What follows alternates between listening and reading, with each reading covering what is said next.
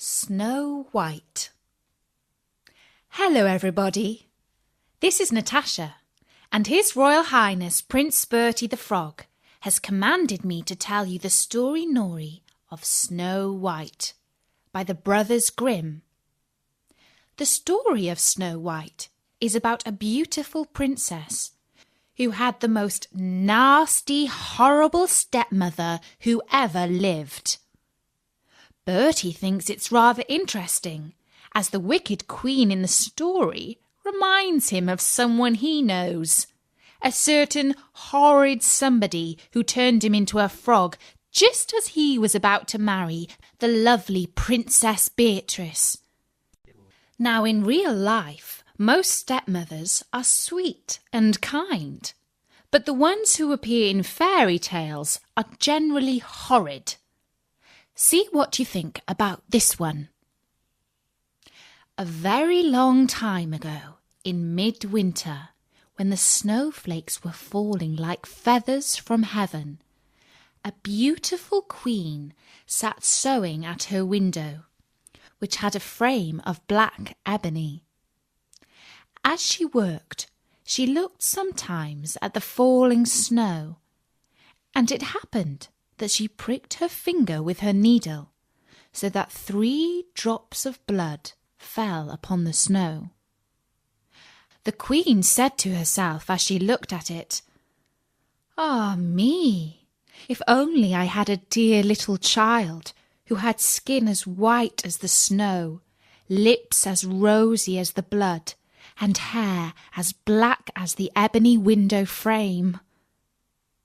Soon afterwards she had a little daughter, with skin white as snow, lips rosy as blood, and hair as black as ebony, and she was therefore called Little Snow White. But alas, when the little one was born, the good queen died. A year passed away, and the king took another wife. She was a beautiful woman, but proud and haughty, and she could not bear that anyone else should surpass her in beauty. She had a mirror, and when she stood in front of it and asked, "Mirror, mirror upon the wall, who is the fairest of us all?" the mirror answered, "Thou, O Queen, art the fairest of all." And the queen was contented, because she knew the mirror could speak nothing but the truth. But as time passed on, little Snow White grew more and more beautiful, until when she was 7 years old, she was as lovely as the bright day, and still more lovely than the queen herself, so that when the lady one day asked her mirror, "Mirror, mirror upon the wall, who is the fairest of us all?" it answered, "O Lady Queen, though fair ye be, Snow White is fairer far to see." The queen was shocked, and grew yellow and green with envy. And from that moment, envy and pride grew in her heart like rank weeds, so that she had no peace day or night, until one day she called her huntsman and said, "Take the child away into the woods and kill her, for I can no longer bear the sight of her. And when you return, bring with you her heart, that I may know you have obeyed my will." The huntsman dared not disobey, and he led Snow White out into the woods, and placed an arrow in his bow to pierce her innocent heart. But the little girl cried and begged him, saying, "Ah, dear huntsman, leave me my life. I will run away into the wild forest and never come home again." And as she was so beautiful, the huntsman had pity on her and said, Run away then, you poor child. While to himself he thought, the wild beasts will soon have devoured you. And yet it seemed as if a stone had been rolled from his heart, since he now no longer had to kill her. Then as a young wild boar came rushing by, he killed it, took out its heart, and carried it home to the queen. The cook was ordered to prepare this, and the wicked queen ate it, and thought she had eaten the heart of Snow White. Poor little Snow White was now all alone in the wild wood, and so frightened was she that she trembled at every leaf that rustled. Then she began to run, and ran over sharp stones and through thorns, and the wild beasts ran past her, but did her no harm. And she kept on running until she came to a little house where she went in to rest. Inside the cottage, everything she saw was tiny, but more dainty and clean than words can tell. Upon a white-covered table stood 7 little plates, and upon each plate lay a little spoon, besides which there were 7 knives and forks and 7 little goblets. Against the wall, side by side, stood 7 little beds covered with perfectly white sheets. Snow White was so hungry and thirsty that she took a little food from each of the 7 plates and drank a few drops of wine from each goblet, for she did not wish to take everything away from one. Then, because she was so tired, she crept into one of the little beds, but it did not suit her. And then she tried the others, but one was too long, another too short, and so on, until she came to the 7th, which suited her exactly. So she said her prayers and soon fell fast asleep. When night fell, the masters of the little house came home. They were 7 dwarfs, who worked with a pickaxe and spade, searching for copper and gold in the heart of the mountains. They lit their 7 candles, and then saw that someone had been to visit them. The first said, "Who has been sitting on my chair?" The second said, "Who has been eating from my plate?" The third, "Who has taken my piece of bread?" The fourth, "Who has taken some of my vegetables?" The fifth, "Who has been using my fork?" The sixth, "Who has been cutting with my knife?" The seventh, "Who has been drinking out of my goblet?" The first looked round and saw that his bed was rumpled, so he said, "Who has been getting into my bed?" Then the others looked round, and each one cried, "Someone has been getting into my bed too." But the 7th, when he looked at his bed, saw little Snow White, who was lying there asleep. And he called the others, who came running up, and they cried out with astonishment, and brought their 7 little candles, and let the light fall on little Snow White. "Oh, heavens! Heavens!" cried they. "What a lovely child!" And they were so glad that they did not wake her up, but let her sleep on in the bed. And the 7th dwarf slept with his companions, 1 hour with each, and so got through the night. When the sun rose, Snow White awoke, and oh, how frightened she was when she saw the 7 little dwarfs. But they were very friendly, and asked what her name was. "My name is Snow White," she answered. "And how did you come to get in our house?" asked the dwarfs. Then she told them how her cruel stepmother had intended her to be killed, but how the huntsman had spared her life, and she had run on until she reached the little house. And the dwarfs said, "If you will take care of our house, cook for us, and make the beds, wash, mend, and knit, and keep everything neat and tidy and clean, then you may stay with us, and you shall lack for nothing." "Yes," answered Snow White, "with all my heart." And so she stayed.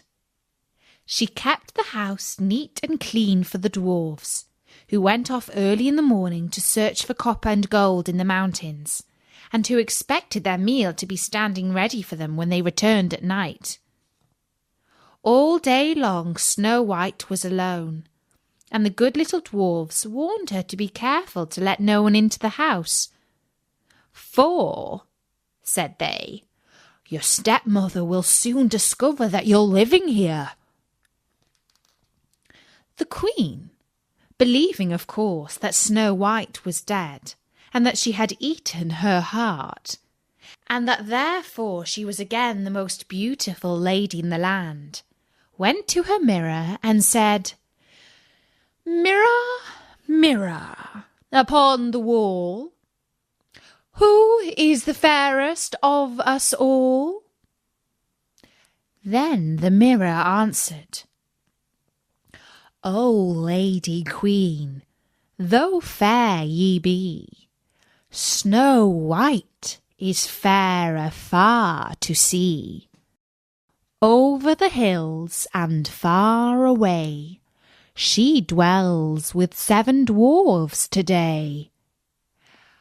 How angry she was, for she knew that the mirror spoke only the truth, and that the huntsman must have deceived her. She thought and thought how she might kill Snow White, for she knew she would have neither rest nor peace until she really was the most beautiful lady in the land. At length she decided what to do. She painted her face and dressed herself like an old peddler woman, so that no one could recognize her, and in this disguise she climbed the 7 mountains that lay between her and the dwarf's house, and she knocked at their door and cried, "Pretty things to sell, very cheap, very cheap." Snow White peeped from the window and said, "Good day, good wife, and what are your wares?" "All sorts of pretty things, my dear," answered the woman. "Silk and laces of every colour," and she held up a bright-coloured one made of pleated silks. "Surely I might let this honest old woman come in," thought Snow White, and unbolted the door and bought the pretty lace. "Dear, dear, what a sight for sore eyes you are, child," said the old woman. "Come, let me lace you properly for once." Snow White had no suspicious thoughts, so she placed herself in front of the old woman that she might fasten her dress with her new silk lace. But immediately the wicked creature laced her bodice so tightly that she could not breathe, and she fell down upon the ground as though she were dead. "Now," said the Queen, "I am once more the most beautiful lady in all the land." When the dwarfs came home, they were very grieved to find their dear little Snow White lying upon the ground as though she were dead. They lifted her gently, and seeing that she was too tightly laced, they cut the silken cord, where she drew a long breath, and then gradually came back to life. When the dwarfs heard all that had happened, they said, "The peddler woman was certainly the wicked queen. Now take care in future that you open the door to none when we are not with you." The wicked queen had no sooner reached home than she went to her mirror and said, "Mirror, mirror upon the wall, who is the fairest of us all?" And the mirror answered as before, "O Lady Queen, though fair ye be, Snow White is fairer far to see.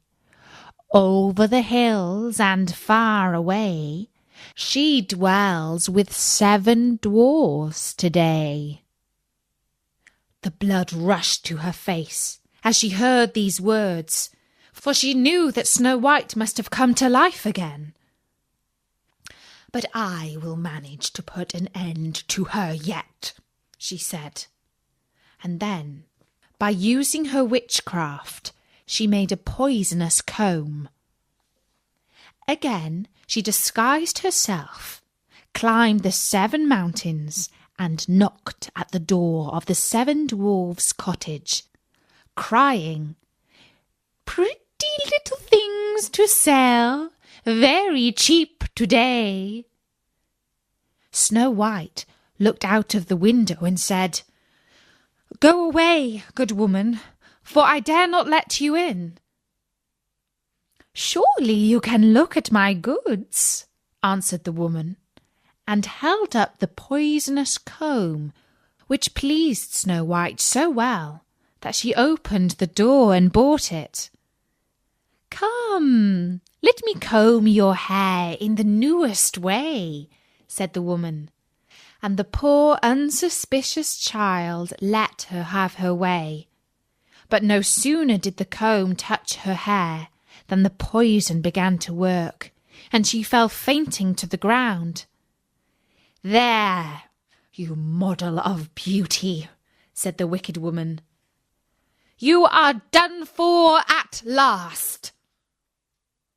But fortunately it was almost time for the dwarfs to come home, and as soon as they came in and found Snow White lying upon the ground, they guessed that her wicked stepmother had been there again, and set to work to find out what was wrong. They soon saw the poisonous comb and drew it out of her hair, and almost immediately Snow White began to recover and told them what had happened. Once more they warned her to be on her guard and to open the door to no one.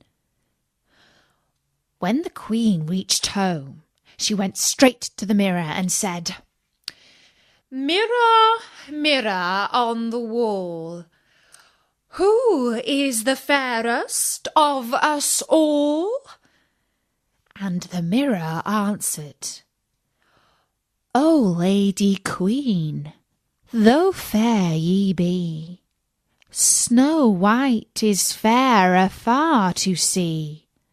Over the hills and far away, she dwells with 7 dwarfs today." When the queen heard these words, she shook with rage. "Snow White shall die," she cried, "even if it costs me my own life." She went into a secret chamber where no one else ever entered, and there she made a poisonous apple, and then she painted her face and disguised herself as a peasant woman, and climbed the 7 mountains and went to the dwarf's house. She knocked at the door. Snow White put her head out of the window and said, "I must not let anyone in. The 7 dwarfs have forbidden me to do so." "It's all the same to me," answered the peasant woman. "I shall soon get rid of these fine apples. But before I go, I'll make you a present of one." "Oh no," said Snow White, "for I must not take it." "Surely you are not afraid of poison?" said the woman. "See, I will cut one in 2. The rosy cheek you shall take, and the white cheek I will eat myself." Now, the apple had been so cleverly made that only the rose-cheeked side contained the poison. Snow White longed for the delicious-looking fruit, and when she saw that the woman ate half of it, she thought there could be no danger, and stretched out her hand and took the other part. But no sooner had she tasted it than she fell down dead. The wicked queen laughed out loud with joy as she gazed at her. White as snow, red as blood, black as ebony.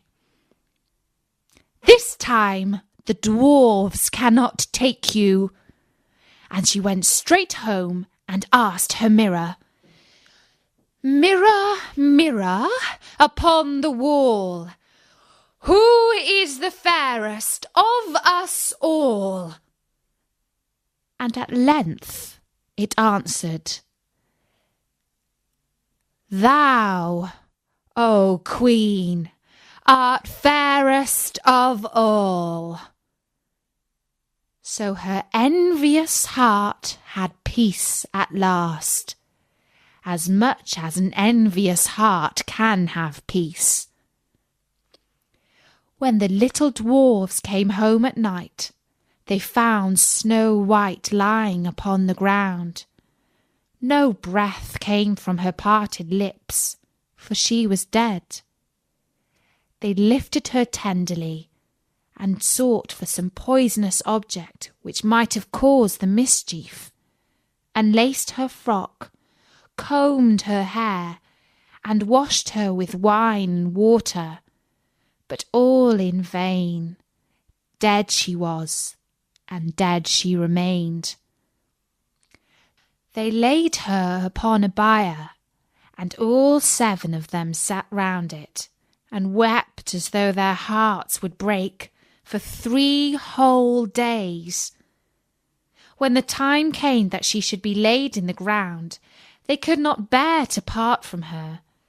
Her pretty little cheeks were still rosy red, and she looked just as though she was still living.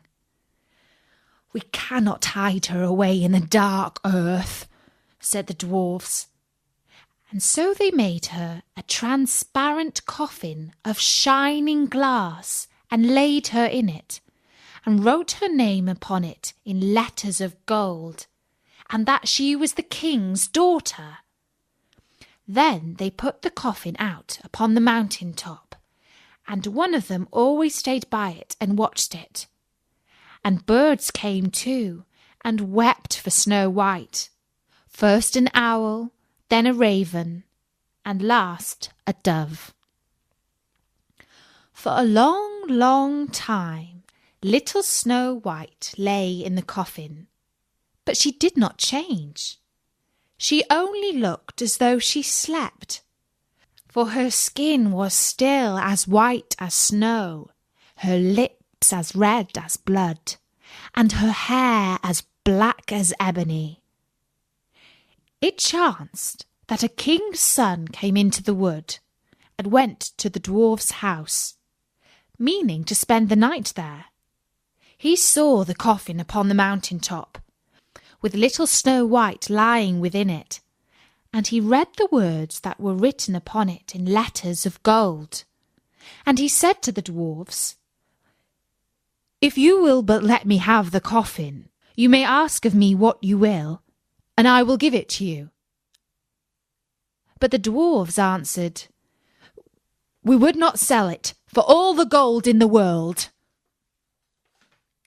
Then said the prince, Let me have it as a gift, I pray you, for I cannot live without seeing little Snow White, and I will prize your gift as the dearest of my possessions.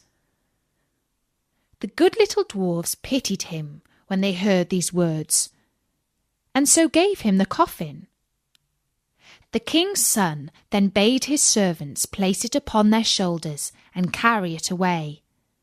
But as they went, they stumbled over the stump of a tree, and the violent shaking shook the piece of poisonous apple which had lodged in Snow White's throat out again, so that she opened her eyes, raised the lid of the coffin, and sat up alive once more.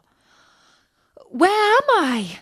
she cried, and the happy prince answered, "Thou art with me, dearest." Then he told her all that had happened, and how he loved her better than the whole world, and begged her to go with him to his father's palace and be his wife. Snow White agreed and went with him, and the wedding was celebrated with great splendour and magnificence. Little Snow White's wicked stepmother was invited to the feast, and when she had dressed herself in the most beautiful clothes, she stood before her mirror and said, "Mirror, mirror upon the wall, who is the fairest of all?" And the mirror answered, "O Lady Queen, though fair ye be, the young queen is fairer to see." Oh, how angry the wicked woman was then, and so terrified too, that she scarcely knew what to do.